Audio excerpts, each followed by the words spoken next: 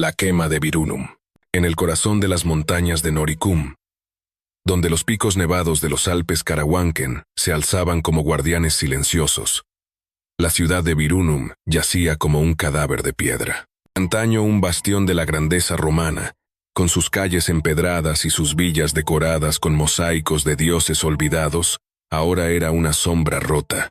Los muros, antaño robustos, estaban agrietados, cubiertos de musgo y hiedra. Las estatuas de mármol de los antiguos cónsules habían perdido sus rostros bajo el peso de los años y la negligencia. Los tejados de las casas, despojados de sus tejas para fundir bronce en espadas y puntas de lanza, dejaban a la intemperie los hogares de quienes aún se aferraban a la vida en aquella tierra abandonada. Era el invierno del año 487 después de Cristo, y el aire olía a nieve y ceniza. La noche caía pesada sobre Virunum, envolviendo la ciudad en un manto de oscuridad roto solo por el resplandor de las antorchas. Los habitantes, un pueblo menguante de romanos, galos y descendientes de las tribus celtas que una vez dominaron aquellas tierras, vivían en un estado de constante temor. Habían oído rumores. Los rugios, aquellos guerreros germánicos de rostros curtidos y ojos fríos, estaban en marcha. Antaño aliados de Roma, ahora se movían como lobos hambrientos, atraídos por la debilidad de una provincia olvidada por el imperio. En el centro de la ciudad, en una plaza donde alguna vez los mercaderes vendían telas de Oriente y los poetas recitaban versos bajo la sombra de los pórticos, una anciana llamada Livia rezaba ante un altar improvisado. Era una de las últimas devotas de Júpiter, aunque su fe se mezclaba con el miedo y la desesperación. Frente a ella, una estatua decapitada del dios sostenía un rayo roto. Livia, con el rostro surcado por arrugas y las manos temblorosas, susurró una plegaria: «Oh Padre de los dioses, protege esta tierra. No permitas que el último eco de Roma se desvanezca en la nieve». A su lado, su nieto, un muchacho de apenas 15 años llamado Marcus, apretaba una espada corta, un arma que había pertenecido a su padre, pues un legionario muerto años atrás en una escaramuza contra los alamanes. Marcus no creía en los dioses, pero sí en las historias que su padre le había contado. Historias de legiones invencibles, de águilas doradas brillando bajo el sol, de un imperio que gobernaba el mundo. Ahora, esas historias parecían cuentos infantiles. El imperio se había desmoronado. El último emperador, un niño llamado Rómulo Augustulo, había sido depuesto por Odoacer, un bárbaro que ahora se proclamaba rey de Italia. Y Noricum, esta tierra de fronteras, estaba sola. El silencio de la noche fue roto por un grito lejano, seguido por el retumbar de cascos y el crujir de la madera. Marcus alzó la vista. Desde las colinas al norte, una línea de antorchas descendía como una serpiente de fuego. Los rugios habían llegado. Los rugios no eran una horda desorganizada. Sus guerreros, liderados por el feroz príncipe Feleteus, avanzaban con una disciplina que rivalizaba con la de las antiguas legiones. Vestían pieles de lobo y oso, pero sus espadas y lanzas eran de acero forjado, algunas robadas de arsenales romanos, otras traídas desde las tierras del norte. Sus rostros, pintados con cenizas y sangre, reflejaban una determinación implacable. No venían solo a saquear, venían a reclamar Noricum como su hogar. En Virunum, el caos estalló. Los pocos guardias que aún patrullaban las murallas corrieron a dar la alarma, haciendo sonar cuernos que resonaron como lamentos. Las familias se apiñaban en sus casas, bloqueando puertas con muebles y rezando para que los bárbaros pasaran de largo. Pero los rugios no tenían intención de mostrar clemencia. Habían aprendido, tras años de alianzas rotas con Roma, que la piedad era un lujo que no podían permitirse. Marcus arrastró a Livia hacia una de las casas cercanas, una estructura medio derruida que aún conservaba un sótano. Mientras la anciana se aferraba a un pequeño amuleto de bronce con la forma de un águila, Marcus susurró: «Quédate aquí, abuela. No hagas ruido. Volveré por ti». Livia lo miró con ojos vidriosos. «No hay lugar a donde huir, pequeño. Esta es nuestra tierra. Si morimos, que sea aquí, bajo el cielo que nuestros antepasados amaron». Marcus no respondió. Su corazón latía con fuerza, dividido entre el miedo y una furia que apenas entendía. Subió las escaleras y salió a la calle. donde el aire estaba cargado del olor a humo. Las primeras casas en las afueras de Virunum ya ardían, y los gritos de los habitantes se mezclaban con los rugidos de los guerreros rugios. Vio a un hombre, un panadero que conocía desde niño, caer bajo el golpe de una lanza. Una mujer corría con un bebé en brazos, solo para ser alcanzada por una flecha que la hizo desplomarse en la nieve. Marcus apretó la espada y corrió hacia la muralla oeste, donde un grupo de hombres intentaba organizar una defensa desesperada. Entre ellos estaba Gaius, un antiguo centurión que, a pesar de su edad, aún llevaba la postura erguida de un soldado. Gaius, con el cabello gris y una cicatriz que le cruzaba la mejilla, gritó órdenes a los pocos hombres que se habían reunido. Un puñado de campesinos, un herrero y 2 adolescentes que apenas sabían sostener una lanza. «Formad una línea», bramó Gaius. «Si caemos, que sea con honor. Por Roma». La palabra Roma sonó hueca en la noche, pero los hombres obedecieron. Marcus se unió a ellos, su espada temblando en sus manos.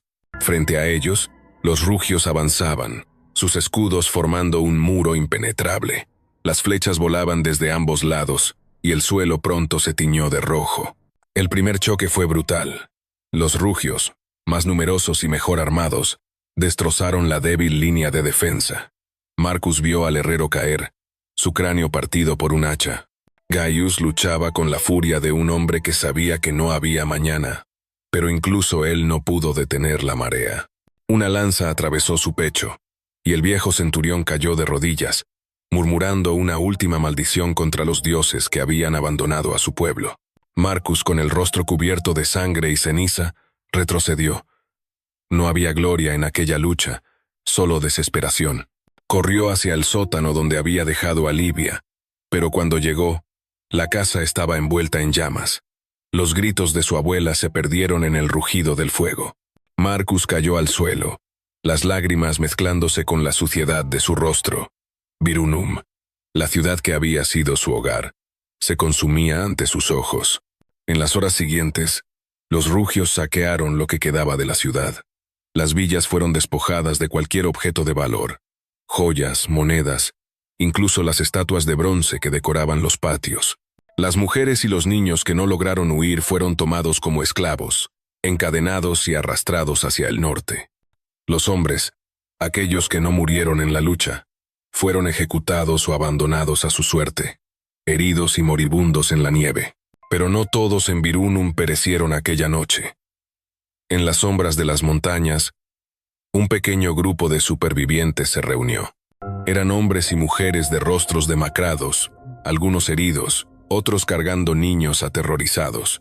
Entre ellos estaba Emilia, una joven viuda que había perdido a su esposo en las guerras contra los vándalos años atrás. A Emilia, con el cabello negro como la noche, y una determinación que ardía en sus ojos, asumió el liderazgo de los supervivientes. «No podemos quedarnos aquí», dijo, su voz firme a pesar del temblor de sus manos. «Virunum ha caído. Debemos ir a Teurnia. Allí, en la fortaleza, aún hay esperanza». Los demás la miraron con una mezcla de miedo y admiración. Teurnia, conocida como la última ciudad de Roma en Noricum, era un bastión en las montañas, un lugar donde los restos de la guarnición romana aún resistían, pero el camino era traicionero, cruzando bosques helados y ríos congelados, con los rugios pisándoles los talones. Marcus, que había logrado escapar de Virunum, se unió al grupo. No habló de Livia ni del fuego que se la había llevado. Sus ojos, antes llenos de vida, ahora estaban vacíos, como si una parte de él hubiera muerto en la ciudad. Pero cuando a Emilia lo miró y le tendió una mano, algo en su interior se encendió. No era esperanza, no aún, sino una chispa de resistencia, un deseo de no rendirse ante la oscuridad que se cernía sobre ellos. El grupo comenzó su marcha bajo la nieve, dejando atrás las ruinas humeantes de Virunum. Las antorchas de los rugios aún brillaban en la distancia, como los ojos de un depredador que acechaba en la noche. Pero los supervivientes no miraron atrás. Su destino era Teurnia, el último refugio de un pueblo que se negaba a desaparecer. La resistencia en Teurnia. La nieve caía sin descanso sobre las tierras de Noricum, cubriendo los senderos y enterrando las huellas de los supervivientes que huían de Virunum. El grupo liderado por Emilia avanzaba en silencio. sus pasos amortiguados por el manto blanco que se extendía hasta donde alcanzaba la vista. El frío cortaba como un cuchillo, y el viento aullaba entre los pinos, como si los espíritus de los caídos en Virunum clamaran venganza. Entre los caminantes, había ancianos que apenas podían sostenerse, niños que tiritaban envueltos en mantas raídas y hombres heridos que se apoyaban en lanzas improvisadas. Marcus, con la espada de su padre aún colgada al cinto, caminaba al lado de Aemilia, sus ojos fijos en el horizonte, donde las montañas de los Alpes Karawanken se alzaban como una muralla infranqueable. Habían pasado 2 días desde la caída de Virunum, y los rugios no estaban lejos. A veces, en la quietud de la noche, se escuchaban los ecos de sus cuernos de guerra, un recordatorio de que el enemigo no descansaba. Aemilia, con el rostro endurecido por la determinación, mantenía al grupo en marcha. No había tiempo para lamentos ni para enterrar a los que caían exhaustos en el camino. Teurnia, la fortaleza que los romanos habían llamado la última ciudad, era su única esperanza. Teurnia se alzaba en un valle estrecho, rodeada por acantilados y protegida por un río helado que serpenteaba a sus pies. Sus murallas, aunque desgastadas por el tiempo, seguían siendo imponentes, construidas con piedra tallada por manos romanas generaciones atrás. En su interior, un puñado de soldados, campesinos y monjes se había reunido para resistir. No eran las legiones de antaño, con sus armaduras relucientes y estandartes al viento. Estos hombres vestían pieles de animales, sus armas eran lanzas de madera y espadas melladas, y su única fuerza era la desesperación. Cuando el grupo de Aemilia llegó a las puertas de Teurnia, la nieve había comenzado a caer con más fuerza, cubriendo sus capas con un polvo blanco que se mezclaba con la ceniza de Virunum que aún llevaban en la ropa. Un hombre robusto, con una barba espesa y una cicatriz que le cruzaba el ojo izquierdo, los recibió en la entrada. Se presentó como Valens, un antiguo decurión que había servido en las fronteras del Danubio antes de que el imperio abandonara Noricum. Sus ojos, duros como el granito, escrutaron al grupo. «¿Qué traéis?», preguntó, su voz áspera como el viento del invierno. ¿Esperanza o más bocas que alimentar? Aemilia dio un paso al frente, su mirada tan firme como la de Valens. «Traemos manos para luchar y corazones que no se rinden.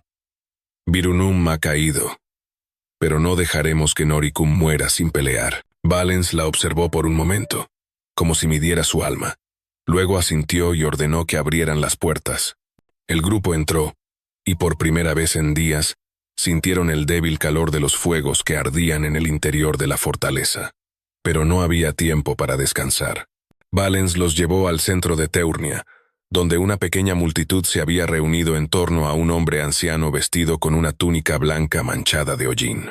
Era Severinus, el monje conocido como el Santo de Noricum.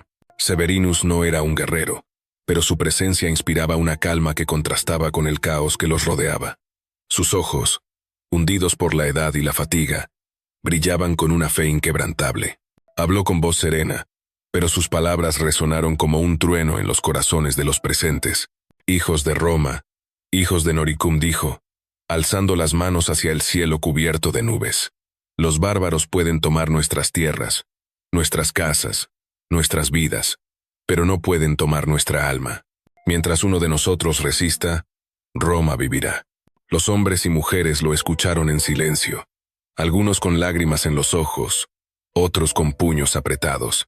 Marcus, de pie junto a Emilia, sintió que las palabras del monje avivaban la chispa que había nacido en él durante la huida. No era Roma, el imperio lejano que nunca había conocido, lo que lo impulsaba. Era la memoria de Libia, de su hogar en llamas, de los gritos que aún resonaban en su mente. Juró en silencio que no dejaría que los rugios, ni Odoacer, ni ningún bárbaro, borraran lo que quedaba de su pueblo. La preparación para la defensa de Teurnia comenzó de inmediato. Valens organizó a los hombres en grupos, asignándoles tareas según sus habilidades. Los herreros trabajaban día y noche, forjando puntas de flecha con el poco metal que quedaba. Las mujeres y los niños recogían piedras para arrojar desde las murallas, mientras los monjes, bajo la guía de Severinus, almacenaban comida y agua para soportar un asedio. Pero todos sabían que no estaban preparados. No había suficiente comida para más de una semana, y las armas eran escasas. Los rugios, respaldados por las fuerzas de Odoacer, una coalición de erulios, Escirios y turcilingios eran un enemigo formidable. Sus números superaban con creces a los defensores, y su disciplina era la de un ejército forjado en la guerra. Aemilia se convirtió en una figura central en la defensa. Aunque no era soldado, su coraje inspiraba a los demás. Recorría las murallas, hablando con los hombres, ayudando a los heridos y organizando a las mujeres para que cosieran vendas y prepararan antorchas. Marcus, que apenas la conocía, no podía apartar los ojos de ella. Había algo en su forma de moverse, en la forma en que enfrentaba el miedo sin vacilar, que lo hacía sentir que aún había algo por lo que luchar. Una noche, mientras compartían un fuego en el patio de la fortaleza, Aemilia le habló por primera vez de su pasado. Mi esposo murió en la frontera. Luchando contra los vándalos, dijo, mirando las llamas. Me juré que no dejaría que su muerte fuera en vano. Pero ahora, su voz se quebró por un momento, pero se recompuso. Ahora solo quiero que nuestro pueblo tenga una oportunidad de vivir. Marcus no supo qué responder. Quería contarle sobre Libia, sobre el fuego que se la había llevado, pero las palabras no salían.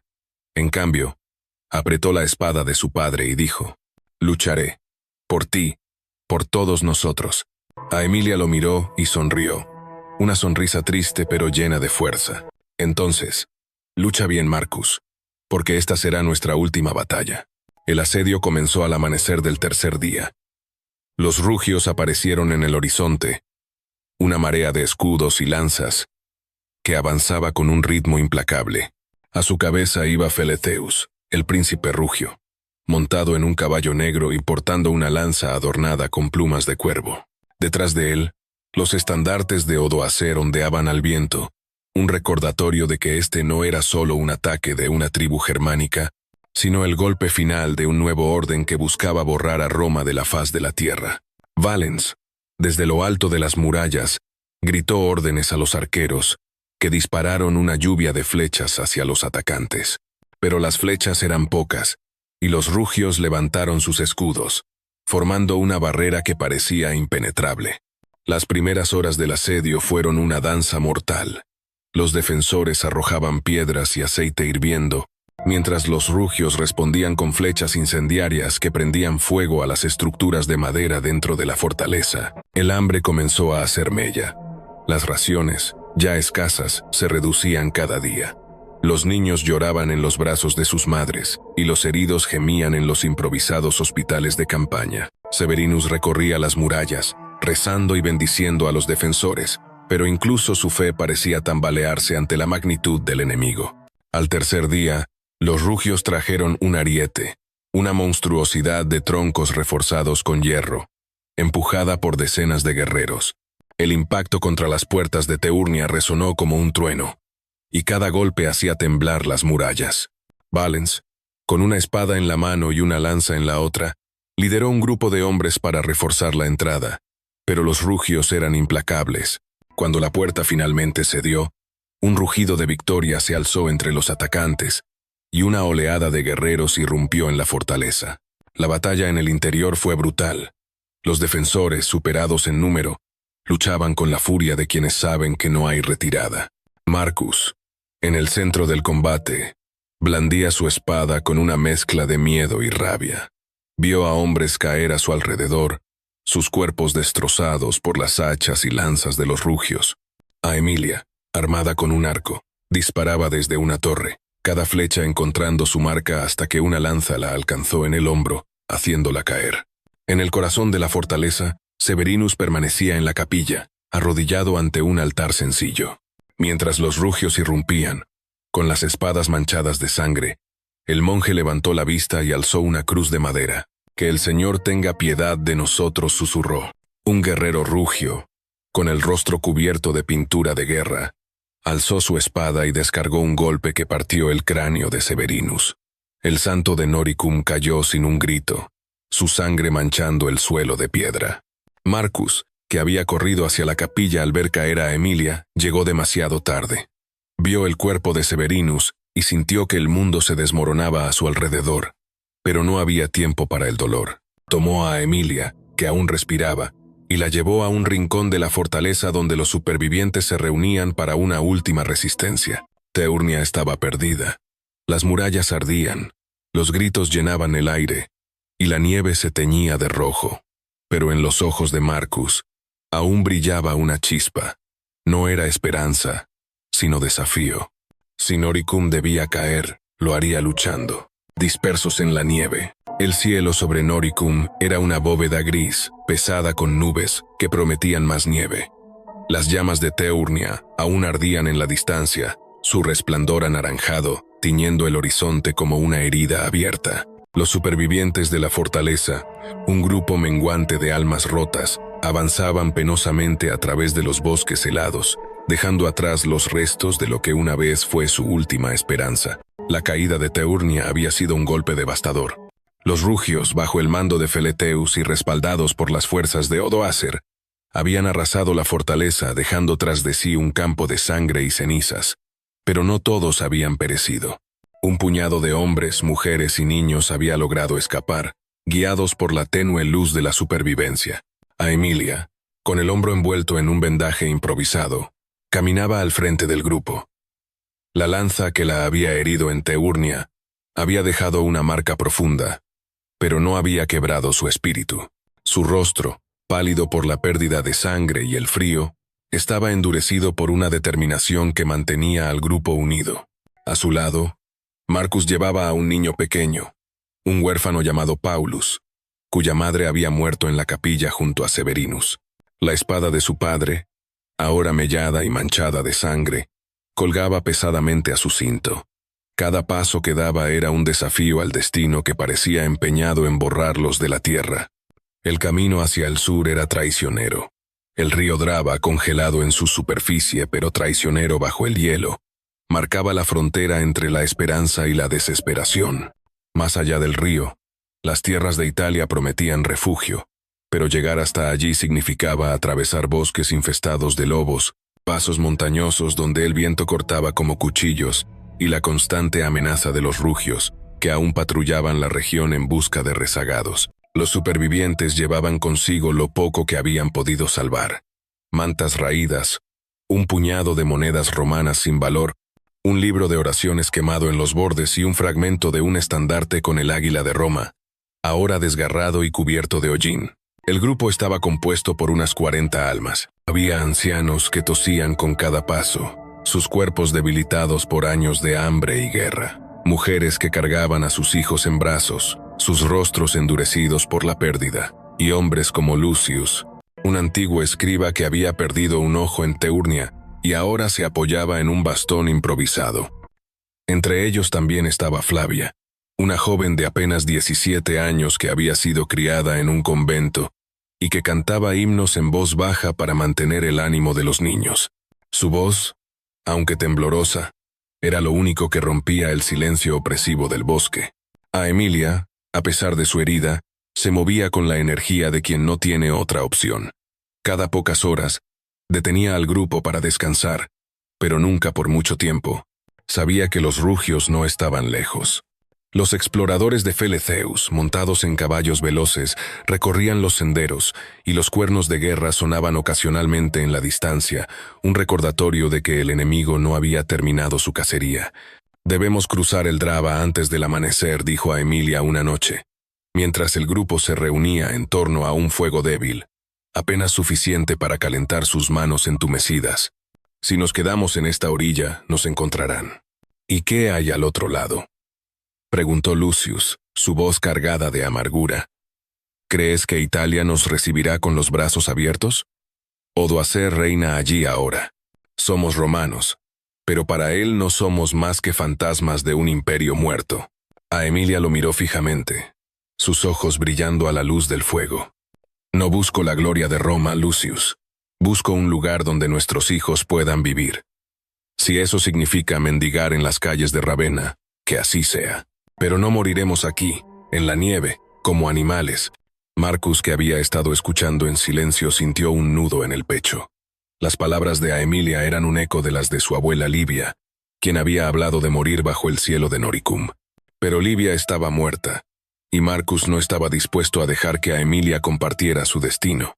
Se puso de pie y dijo: «Cruzaremos el río, y si los rugios nos persiguen, Los enfrentaremos. No dejaré que nos casen como a siervos. Flavia, que había estado cantando un himno, levantó la vista y asintió. Que el Señor nos guíe, dijo suavemente. Severinus nos observa desde el cielo. El grupo reanudó la marcha, sus pasos crujiendo en la nieve. El río Drava estaba cerca, su superficie brillando bajo la luz de la luna como un espejo roto. Pero el hielo era delgado en algunos lugares, y cruzar sería un riesgo mortal. Aemilia envió a 2 hombres jóvenes, Drusus y Caius, a explorar la orilla en busca de un lugar seguro. Regresaron con noticias preocupantes. El hielo parecía sólido en un tramo estrecho, pero había huellas frescas en la nieve, marcas de botas y cascos. Los rugios estaban cerca. No había tiempo para dudar. Aemilia ordenó al grupo formar una fila y avanzar con cuidado. Los niños fueron colocados en el centro, sostenidos por las manos de las mujeres. Marcus y Drusus tomaron la delantera, probando el hielo con lanzas para asegurarse de que soportaría el peso. El viento aullaba, y el frío era tan intenso que cada respiración quemaba los pulmones. Paulus, el niño que Marcus llevaba en brazos, temblaba incontrolablemente, su pequeño cuerpo envuelto en una capa que apenas lo protegía. El cruce comenzó en un silencio tenso. El hielo gemía bajo sus pies, y en más de una ocasión, un crujido hizo que todos se detuvieran, con el corazón en la garganta. Flavia cantaba en voz baja, un salmo que hablaba de un Dios que guiaba a su pueblo a través del desierto. Pero este no era un desierto de arena, sino uno de hielo y muerte. Cuando estaban a mitad del río, un grito cortó el aire.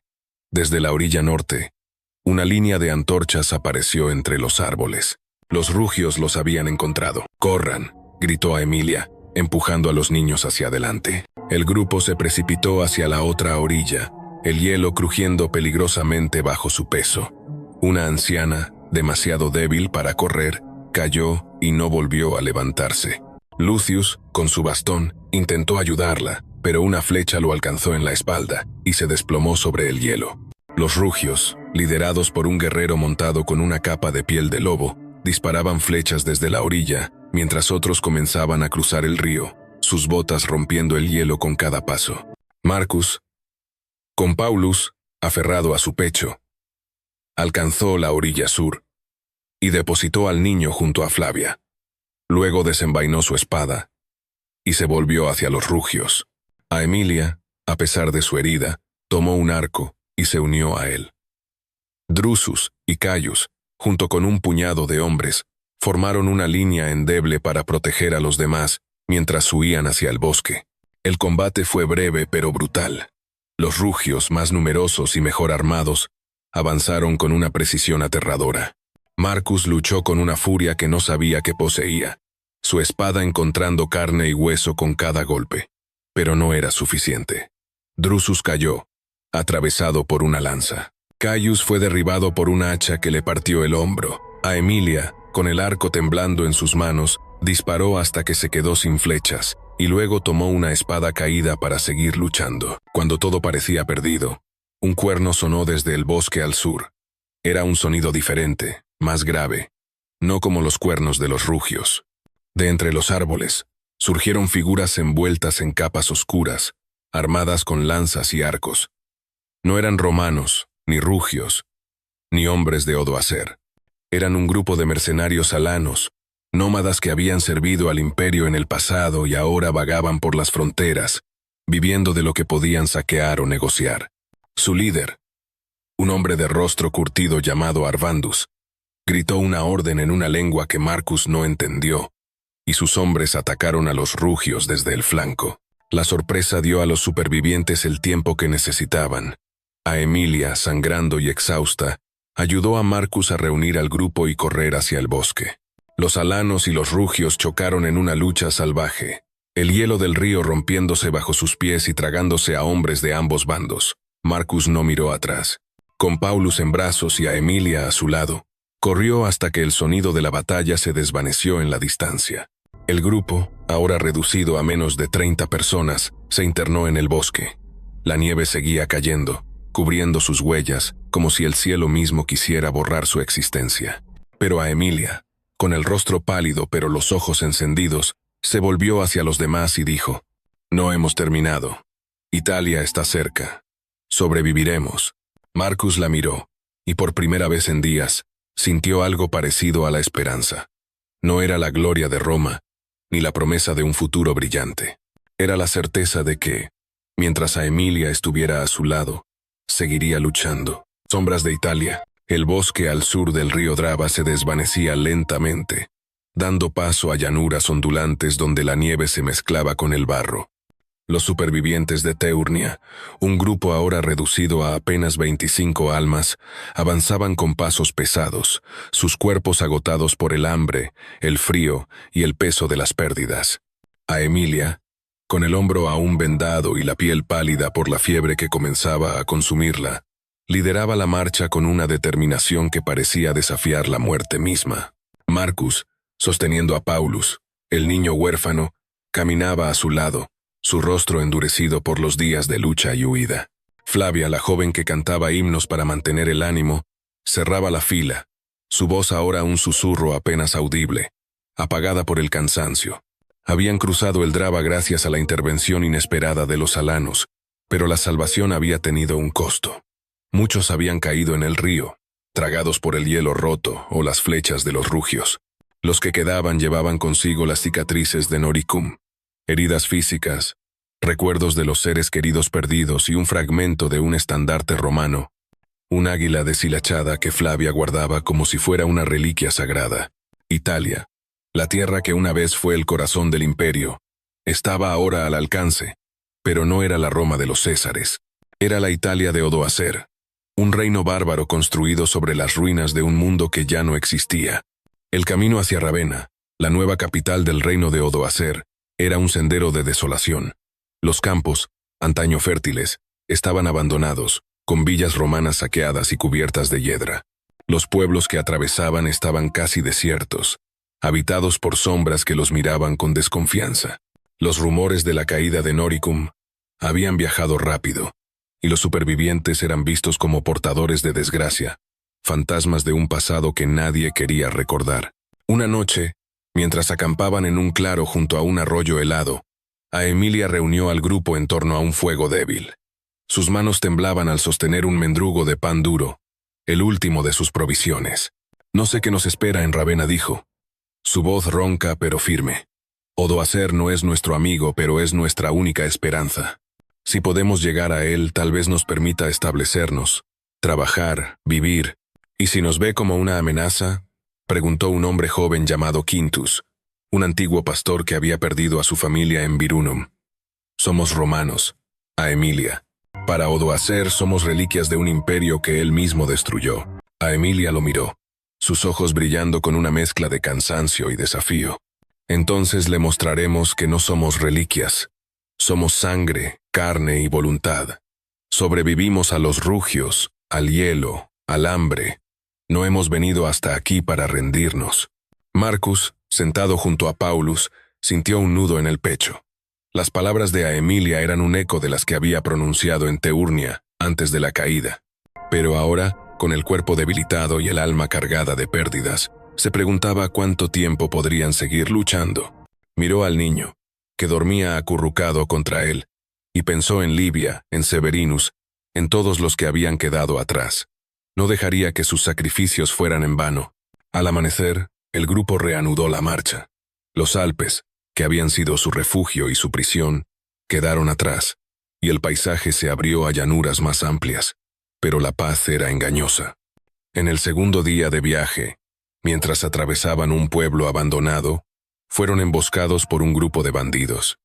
No eran rugios, sino hombres desesperados, romanos y bárbaros por igual, que vivían de saquear a los viajeros. Armados con cuchillos y garrotes, atacaron sin previo aviso, surgiendo de las ruinas como lobos. Marcus, que había aprendido a estar siempre alerta, fue el primero en reaccionar. Desenvainó su espada y se interpuso entre los bandidos y Paulus, cortando el brazo de un atacante con un golpe rápido. Aemilia, a pesar de su herida, luchó con una daga, su rostro una máscara de furia. Flavia, que no tenía experiencia en combate, protegió a los niños, llevándolos a esconderse detrás de un muro de ruido. La pelea fue breve pero sangrienta. 4 bandidos cayeron, pero el grupo perdió a dos de los suyos. Una anciana que no pudo correr y un hombre que recibió un golpe mortal en el pecho. Cuando el último bandido huyó, a Emilia cayó de rodillas, jadeando. La fiebre había empeorado, y la herida en su hombro estaba inflamada. Marcus se acercó a ella, alarmado. «Necesitas descansar, a Emilia. Si sigues así, no llegarás a Ravenna». Ella lo miró, con una sonrisa débil pero desafiante. «No hay descanso para nosotros, Marcus. No hasta que estemos a salvo». Flavia, que había regresado con los niños, se arrodilló junto a Emilia y comenzó a limpiar su herida con un trozo de tela empapada en agua del arroyo. Mientras lo hacía, cantó un himno en voz baja, sus palabras llenando el aire con una calma frágil. Marcus, sosteniendo a Paulus, sintió que la voz de Flavia era lo único que mantenía a raya la desesperación. Días después, el grupo llegó a las afueras de Ravenna. La ciudad, rodeada de marismas y canales, era un laberinto de piedra y agua. Un lugar que había sido el último refugio de los emperadores romanos, y ahora era el trono de Odoacer. Las murallas de Ravenna, aunque no tan imponentes como las de Roma en su apogeo, estaban bien vigiladas. Soldados erulios y escirios patrullaban las puertas, sus armaduras brillando bajo el sol pálido del invierno. A Emilia, apoyada en Marcus, lideró al grupo hasta la entrada principal. Los guardias, al ver a los harapientos supervivientes, los detuvieron con lanzas cruzadas. «¿Quiénes sois?», preguntó un oficial, un hombre de piel oscura y barba recortada, con un acento que delataba su origen erulio. «Esta ciudad no acoge mendigos». «No somos mendigos», respondió a Emilia, alzando la barbilla a pesar de su debilidad. «Somos romanos de Noricum. Hemos perdido nuestras tierras, nuestras casas, pero no nuestra dignidad. Pedimos audiencia con el rey Odoacer». El oficial la miró con escepticismo, pero algo en los ojos de Emilia lo hizo dudar. Ordenó a un mensajero llevar la solicitud al palacio, y tras una espera que pareció eterna, el grupo fue escoltado al interior de la ciudad. Ravenna era un contraste brutal con Noricum.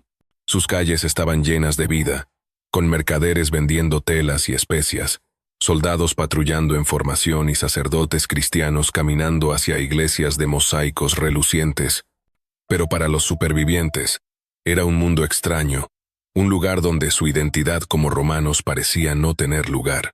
Fueron llevados a una sala en el palacio de Odoacer, una estructura que alguna vez había albergado a los últimos emperadores. Odoacer, un hombre alto y robusto con el cabello corto, y una cicatriz que le cruzaba la frente, los recibió sentado en un trono sencillo. Sus ojos, fríos y calculadores, los estudiaron como si fueran piezas en un tablero de juego. «¿Qué queréis de mí?», preguntó, su voz profunda y cargada de autoridad. «Noricum está muerto. Roma está muerta. ¿Por qué debería preocuparme por un puñado de refugiados?» A Emilia dio un paso al frente, ignorando el dolor que le atravesaba el cuerpo. «Porque somos lo último que queda de la tierra que una vez serviste, Odoacer. No pedimos tu piedad, sino una oportunidad. Déjanos trabajar. Déjanos vivir. Somos herreros, campesinos, escribas. Podemos servir a tu reino». Odoacer la miró fijamente, y por un momento, el silencio llenó la sala. Luego, se inclinó hacia adelante, sus manos apoyadas en los brazos del trono. «Sois romanos», dijo, con un dejo de desprecio. «Pero Roma ya no significa nada. Este es mi reino ahora, y no tolero a quienes se aferran a un pasado que no regresará». Sin embargo, hizo una pausa, sus ojos recorriendo al grupo. «Hay tierras al sur, en los pantanos, que necesitan manos para trabajarlas. Id allí, y tal vez encontréis un lugar. Pero si causáis problemas, no tendré piedad». A Emilia asintió, aunque sus manos temblaban. Sabía que no había otra opción. El grupo fue escoltado fuera del palacio, y esa noche acamparon en las afueras de Ravenna, en un terreno fangoso donde el viento olía a sal y podredumbre. Flavia cantó un último himno, pero esta vez nadie se unió a ella. La esperanza que habían llevado desde Noricum se desvanecía, reemplazada por una resignación amarga.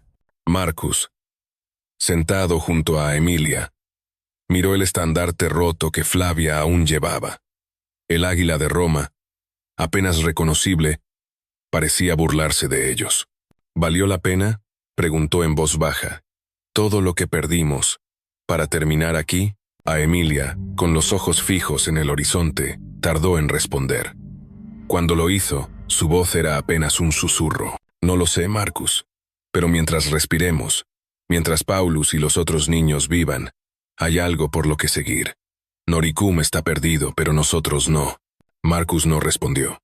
Tomó la mano de Emilia, y por un momento, en medio del frío y la oscuridad, sintió que aún había algo que valía la pena proteger. Historia olvidada. Las marismas al sur de Ravenna eran un lugar donde el tiempo parecía detenerse. El aire estaba cargado de sal y podredumbre, y el suelo, un lodazal que atrapaba los pies como si la tierra misma se negara a soltar a quienes caminaban sobre ella. Los supervivientes de Noricum, ahora apenas una veintena, se habían establecido en este rincón olvidado del reino de Odoacer. Sus días transcurrían en una lucha silenciosa. Trabajaban los campos pantanosos, pescaban en los canales turbios y construían chozas de cañas y madera podrida. No era la vida que habían soñado al cruzar el río Drava, pero era vida al fin. A Emilia, cuya herida en el hombro nunca sanó del todo, se había convertido en la líder indiscutida del grupo. A pesar de la fiebre que la debilitaba, pasaba sus días organizando a los demás, asegurándose de que los niños tuvieran comida y que los ancianos no sucumbieran al frío. Marcus, que ahora tenía 16 años, trabajaba junto a los hombres, cortando cañas y construyendo diques para drenar el agua de los campos. Paulus, el niño huérfano que había rescatado en Teurnia, lo seguía como una sombra, sus ojos grandes y silenciosos observándolo todo. Flavia, cuya voz había sido el faro del grupo durante la huida, ahora cantaba menos, pero su presencia seguía siendo un consuelo para los más pequeños. La vida en las marismas era dura, pero no exenta de momentos de humanidad. Por las noches, los supervivientes se reunían en torno a un fuego, compartiendo historias de Noricum, los mercados de Virunum, las oraciones de Severinus, las canciones que resonaban en las colinas antes de que los rugios llegaran. Estas historias eran lo único que los mantenía conectados a su pasado. Un hilo frágil que se desgastaba con cada día que pasaba. El estandarte roto con el águila de Roma, que Flavia aún guardaba, se había convertido en una reliquia, un recordatorio de lo que habían perdido. A veces, Marcus lo miraba y sentía una punzada de ira. ¿De qué había servido tanto sufrimiento? ¿Para terminar como sombras en un pantano, olvidados por el mundo? Una mañana, mientras trabajaba en el campo, Marcus vio a un grupo de jinetes acercarse desde el norte. Eran soldados de Odoacer, sus armaduras brillando bajo el sol pálido. El corazón de Marcus se aceleró, temiendo que vinieran a expulsarlos o algo peor. Pero los jinetes no traían armas desenvainadas. Su líder, un hombre joven con el cabello corto y un aire de autoridad, desmontó y se acercó a Emilia, que estaba supervisando la construcción de un dique. «Soy Theodoric, enviado del rey Odoacer», dijo el hombre, su voz firme pero no hostil. «He oído de vosotros, los romanos de Noricum. El rey desea saber si sois leales o si traéis problemas». A Emilia, apoyada en un bastón para mantenerse en pie, lo miró con ojos que no mostraban miedo. «No buscamos problemas, Theodoric. Solo queremos vivir. Trabajamos estas tierras, como nos ordenó el rey.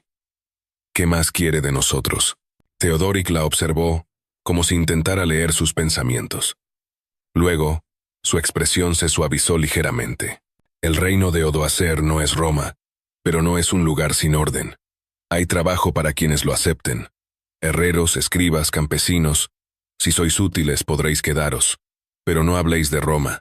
Ese nombre solo trae discordia». A Emilia asintió. Aunque sus manos apretaron el bastón con fuerza, sabía que no había otra opción. Los supervivientes no tenían la fuerza para rebelarse, ni el deseo de hacerlo.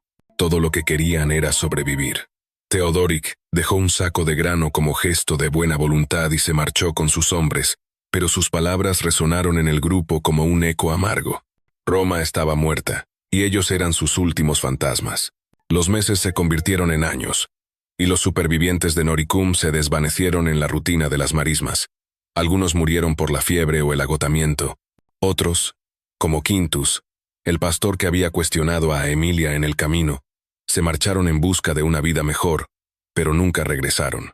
Los niños, como Paulus, crecieron sin conocer las colinas de Noricum, sin saber lo que era caminar por las calles empedradas de Virunum o rezar en la capilla de Severinus. Para ellos, las historias de sus mayores eran cuentos lejanos, tan irreales como los mitos de Hércules o Aquiles. A Emilia, cuya salud empeoraba con cada invierno, se aferraba a la vida con una tenacidad que inspiraba a los demás. A menudo, se sentaba con Flavia al atardecer, mirando el horizonte donde el sol se hundía en las aguas del Adriático. Hablaban de Noricum, de Severinus, de los días en que aún creían que podían salvar su hogar. Flavia, que ahora tenía el cabello salpicado de canas a pesar de su juventud, seguía cantando himnos, aunque su voz era más débil. Una noche, mientras compartían un cuenco de sopa aguada, a Emilia le entregó el estandarte roto. «Guárdalo», Flavia dijo. Su voz apenas un susurro. «No dejes que olviden». Flavia tomó el estandarte, sus manos temblando. «No olvidaré», prometió. Pero, a Emilia, ¿quién recordará? Nadie en Ravenna habla de Noricum. Nadie sabe lo que sufrimos. A Emilia sonrió, una sonrisa que mezclaba tristeza y paz. Nosotros lo sabemos. Y mientras uno de nosotros viva, Noricum no estará del todo perdido. Esa noche, a Emilia no despertó. Murió en silencio, su cuerpo agotado por la fiebre y los años de lucha. Marcus, que la encontró al amanecer, sintió que el mundo se derrumbaba una vez más. La enterraron en las marismas, bajo un montículo de tierra adornado con una cruz de madera que Flavia talló con sus propias manos. No hubo ceremonias grandiosas, solo el canto suave de Flavia y las lágrimas de los pocos que quedaban. Marcus, ahora un hombre joven, asumió el liderazgo del grupo, pero su corazón estaba lleno de preguntas sin respuesta. ¿Qué habían logrado? Habían sobrevivido, sí, pero a un costo que parecía insoportable. Noricum era un eco lejano, un nombre que no aparecía en los mapas de Odoacer ni en las crónicas de los nuevos reinos que surgían en Europa. Los rugios, los erulios, los ostrogodos, todos seguían adelante, construyendo sus propios destinos, mientras los últimos romanos de Noricum se desvanecían en el olvido. Décadas después, las marismas se transformaron. Los diques construidos por los supervivientes dieron paso a campos más fértiles, y las chozas de cañas fueron reemplazadas por casas de piedra. Pero los descendientes de Noricum ya no se llamaban romanos. Eran campesinos, pescadores, trabajadores al servicio de un reino que no reconocía su pasado. Paulus, ahora un adulto, se convirtió en un herrero, sus manos fuertes moldeando el hierro con la misma determinación que Marcus había mostrado en la huida.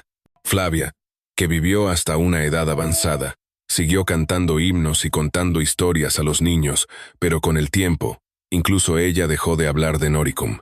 El estandarte del águila fue guardado en un arcón, cubierto de polvo, un relicario de un mundo que ya nadie recordaba. Los historiadores de la nueva era, los monjes que escribían en los monasterios de Italia y Galia, no mencionaron la caída de Noricum. Las crónicas hablaron de los grandes reinos bárbaros, de las hazañas de Odoacer y más tarde, de Teodorico el Grande, que derrocó a Odoacer y fundó un nuevo reino en Italia. Pero las aldeas quemadas de Noricum, los gritos de Virunum, la resistencia desesperada en Teurnia, la sangre en el hielo del Drava, todo eso quedó enterrado bajo el peso de la historia. Solo unas pocas cartas de Severinus, conservadas por monjes devotos, mencionaban la tragedia de aquella tierra lejana. Y en las colinas de Noricum, donde alguna vez resonaron los pasos de las legiones, las ruinas de Virunum y Teurnia se cubrieron de musgo y tierra, olvidadas por el tiempo. Marcus vivió lo suficiente para ver a Paulus casarse y tener hijos. En sus últimos años, se sentaba a menudo junto al mar, mirando las olas que rompían contra las rocas.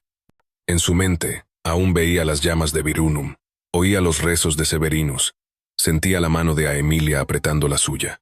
Una noche, mientras el sol se ponía, sacó una pequeña moneda romana que había guardado desde su infancia, un denario con el rostro de un emperador olvidado. La sostuvo en la palma de su mano, y por un momento sintió que Noricum aún vivía en él. Cuando Marcus murió, fue enterrado junto a Emilia, bajo la misma cruz de madera que Flavia había tallado.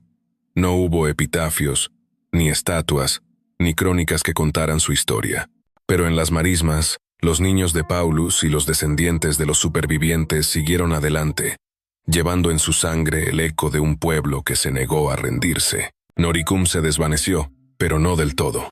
En las canciones que Flavia enseñó, en las historias susurradas junto al fuego, en la voluntad de aquellos que sobrevivieron, su memoria persistió, como un grito lejano que el viento nunca pudo apagar.